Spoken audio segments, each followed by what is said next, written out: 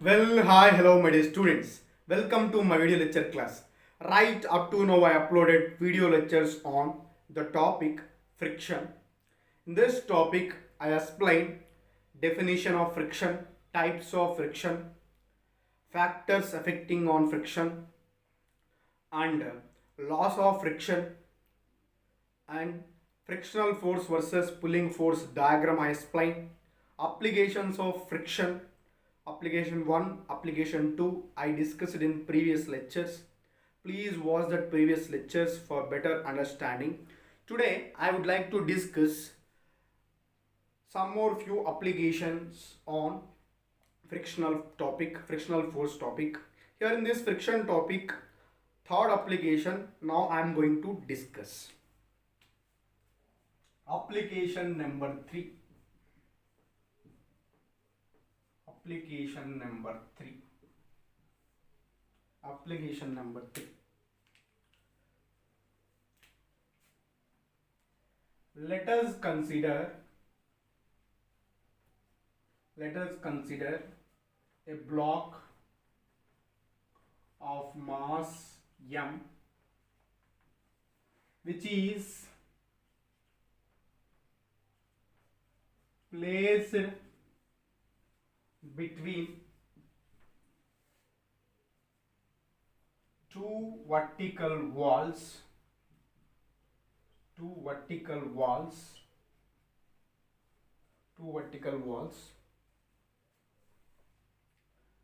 The horizontal force F is applied on the block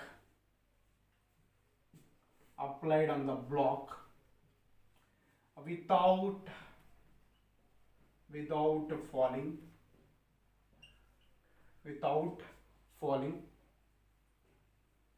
without falling then find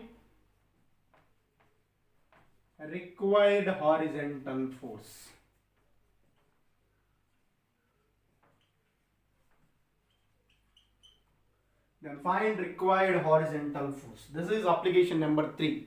Observe carefully. So this is a diagram. Two vertical surfaces, vertical walls. Block is placed between these two vertical walls. Okay. So here applied horizontal force is in this direction and normal force is acting this direction. Applied force is acting in this direction, and here frictional force, two frictional forces acting, Fs, like this, coefficient of static friction, and weight mg is acting like this. So this is about this diagram. If body is in equilibrium,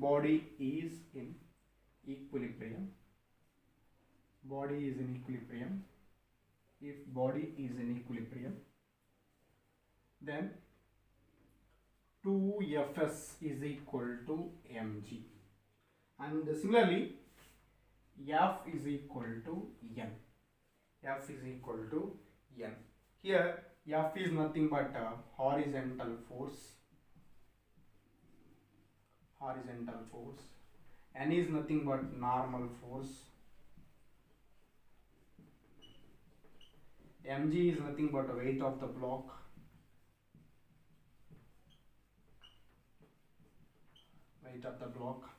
and Fs is nothing but static friction. Mu s is nothing but coefficient of static friction.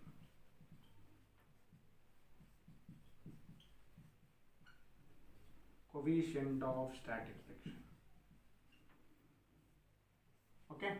So from this, 2Fs is equal to mg. So that means 2 into Fs means mu s into n is equal to mg. Already you know n means F. 2 into mu s into F is equal to mg. Then F is equal to mg by 2 mu s. This is required horizontal force. required horizontal force. F is equal to mg by 2 mu s. So the amount of horizontal force required to press a block between two vertical surfaces without falling. That is F is equal to mg by 2 mu s. One vertical surface is there, horizontal force is mg by mu s. Two vertical walls are there, horizontal force is F is equal to mg by 2 mu s. This is about application number 3. So next application number 4. Application number 4.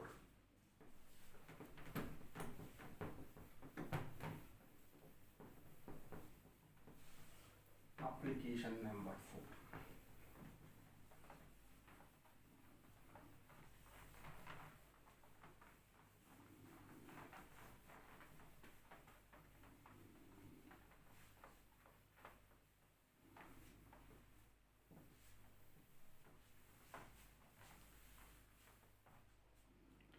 Next application number 4. Application number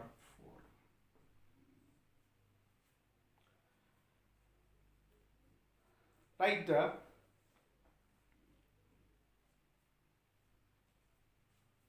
Let us consider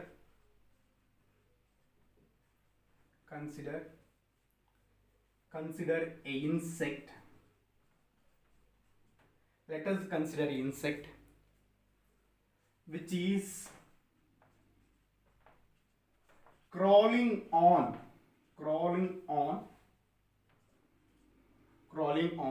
hemispherical bowl. Crawling on hemispherical bowl. Let us consider an insect which is crawling on hemispherical bowl.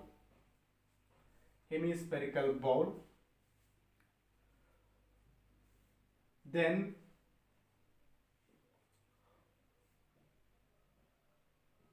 maximum height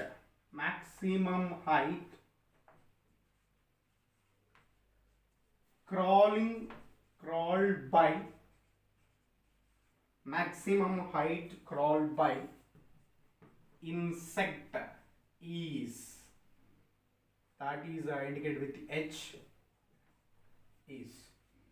We need to find. This is application number 4. Observe carefully. Let us consider an insect which is crawling on hemispherical bowl. Then maximum height crawled by insect is. This is very important. So hemispherical bowl. This is hemispherical bowl. I consider hemispherical bowl. In this hemispherical bowl,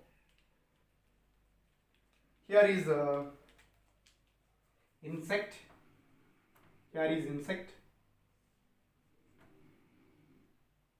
If we consider this is here is insect, and here is frictional force is acting in this direction. Okay, and the weight mg is adds downwards. This is the component, one component. Here is angle theta, and weight mg is act in this direction. This is definitely, this weight mg is splits into two components, mg cos theta and mg sin theta. So this is here is and so here normal force is acting. So here is insect means definitely normal force is acting upward direction, and here the angle is theta. Here angle is theta.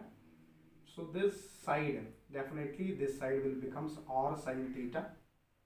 This side is r sin theta, and this total is this total length is radius r. This total length is radius r. So we want here this h, we want this is height h. This is height h. Okay, so this is height h.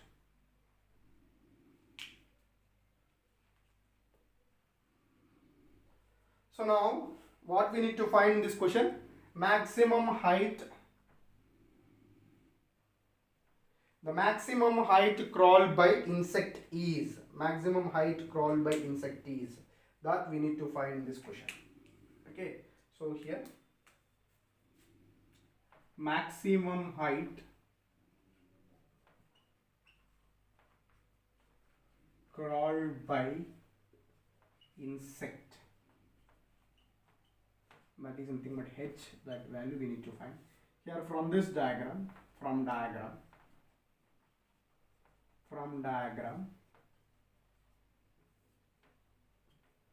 so observe carefully from the diagram,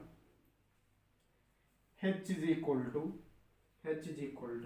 total r minus r sin theta. So r minus, this is definitely, so this is definitely r sin theta.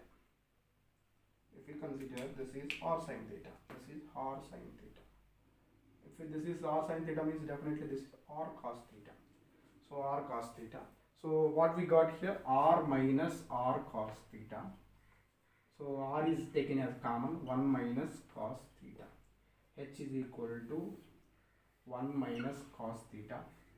So in terms of mu s, coefficient of static friction, in terms of mu s, how to take in terms of mu s? So already you know tan theta is equal to mu s. Tan theta is equal to mu s. So here tan theta means opposite side by adjacent side. Is it or not? Tan theta means opposite side by adjacent side. So here this is a mu s by 1, yeah, consider. So from this, so this is a theta we consider. Here mu s, opposite side is mu s, adjacent side is 1. So definitely this is square root of 1 plus mu x square.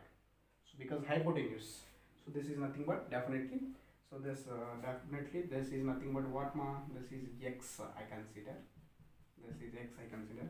So x is equal to definitely side square plus x square is equal to 1 square plus mu x square.